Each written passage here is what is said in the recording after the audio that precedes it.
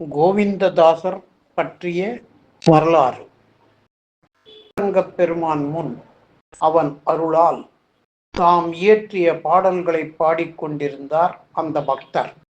கெஞ்சுதே ஆவ் ரங்கா. சௌராஷ்டிர மொழியில் கெஞ்சு என்றால் கங்கணம் என்று பொருள். தனக்கு மோட்சத்தை அளிக்க கங்கணத்தை வழங்க வா ரங்கா என பாடிய அவர் சட்டென்று நிறுத்தினார். சந்தம் தட்டுகிறதே என்று அந்த பாடலை சற்றே மாற்றி நெஞ்சுதே ரங்கா கங்கணம் தா ரங்கா என பாடி முடித்து கண்ணயர்ந்தார். அப்போது ரங்கநாதர் விக்கிரகத்தில் இருந்து பகவான் எழுந்தார். பக்தரின் அருகில் வந்து அவரின் இடது விலாவில் திருப்பாதம் பதிக்க திடுக்கிட்டு எழுந்த பக்தனிடம் நெஞ்சு தீடியோ, கங்கணம் தந்துவிட்டேன் என கூறினார். திவ்ய தரிசனம் பெற்ற பரவச நிலையில் இருந்த பக்தர் அந்த நிலையிலும் நான் மாற்றி பாடிய காரணத்தை பாதம் பணிந்து சொன்னார். அவர் உரைத்ததில் உண்மை தெரியாதவரா பகவான்? அதை முறுவலுடன் ஏற்றுக்கொண்டார். எனினும் தேவ வாக்கின்படி பாடி வா என்று ஆணையிட்டு மறைந்தார் ரங்கநாதர். யாருடைய பாத தரிசனத்திற்காக பல பிறவிகளும் எடுக்க தயாராக இருந்தாரோ அந்த பகவானின் திருப்பாதங்கள் தன் மெய் தீண்டிய மாயையை, இறைவனின் கருணையை எண்ணி எண்ணி மாய்ந்து போனார். அந்த பாக்கியசாலி பக்தர் அவர்தான் கோவிந்ததாசர். மதுரை மஹால் 6வது தெருவில் கோவிந்ததாசர் சமாஜம் என்று இருக்கிறது. கோவிந்ததாசர் 1892 மே மாதம் 26ஆம் நாள் ரோகிணி நட்சத்திரம் குருவாரம் கூடிய சுபதினத்தில் சௌராஷ்டிர பிராமண குலத்தில் ஸ்ரீ சுந்தரராஜ பாகவதர் துளசியம்மாள் தம்பதியின் 2வது மகனாக மதுரையில் பிறந்தார். குழந்தை பருவத்திலேயே அவரிடம் இறையன்பு நிறைய இருந்தது. குழந்தை கோவிந்தன் ஒரு நாள் தொடர்ந்து அழுது கொண்டிருந்ததைக் கண்டு பெரிதும் வருத்தமுற்றனர் பெற்றோர். பிறகே பாலகன் வெங்கடேச விக்கிரகத்தை காட்டி அழுவதைக் கண்டு அதை எடுத்து தந்தனர். மகிழ்ச்சியுடன் அதை பெற்றுக்கொண்ட குழந்தை விக்கிரகத்துடன் சிரித்து விளையாடுவதைக் கண்டு அதிசயித்தனர்.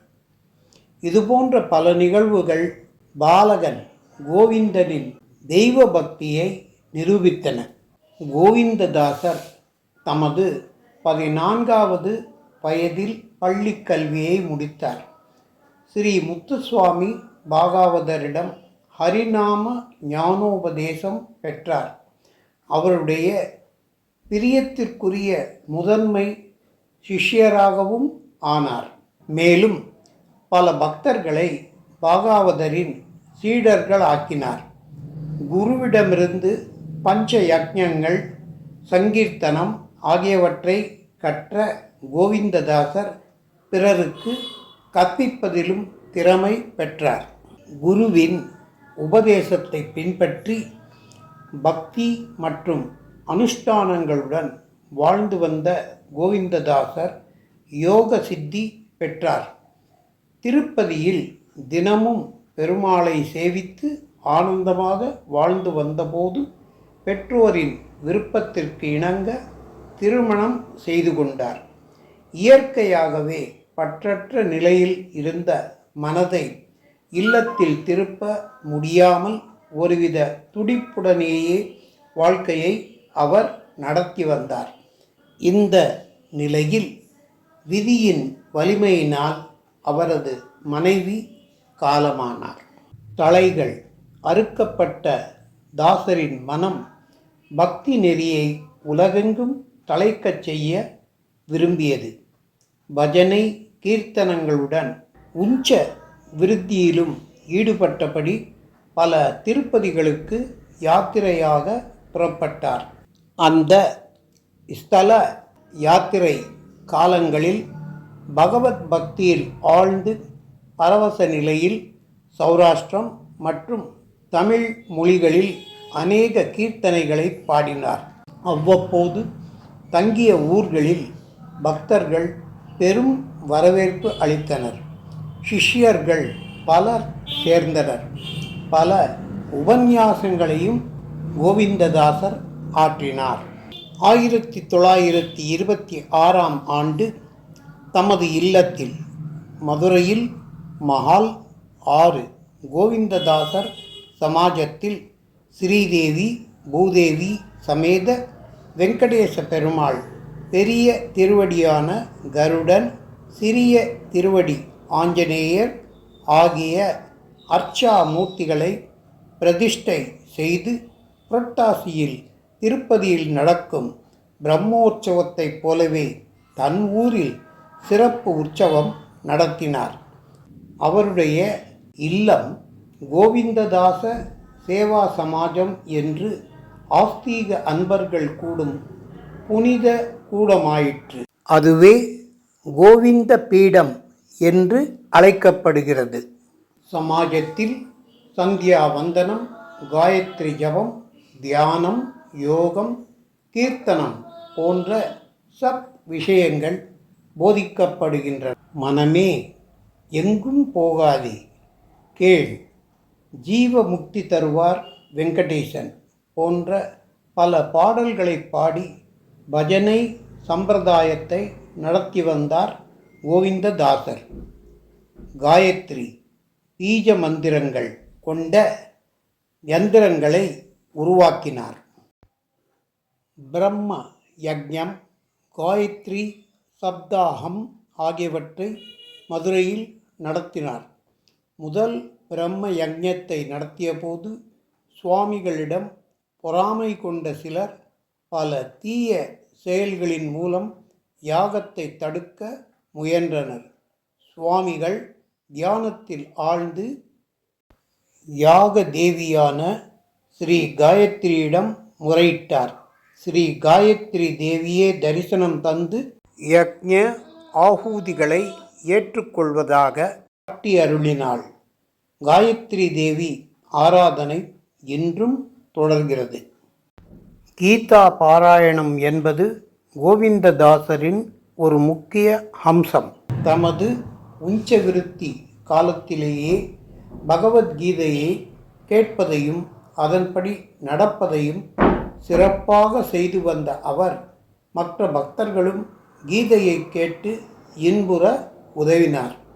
மார்கழி மாதம் முழுவதும் பகவத்கீதை சிரவணம், பஜனை, ஆரதி என்று சுவாமிகள் தொடங்கிய நிகழ்ச்சிகள் இன்றும் தொடர்ந்து மாதந்தோறும் நடைபெற்று வருகின்றன.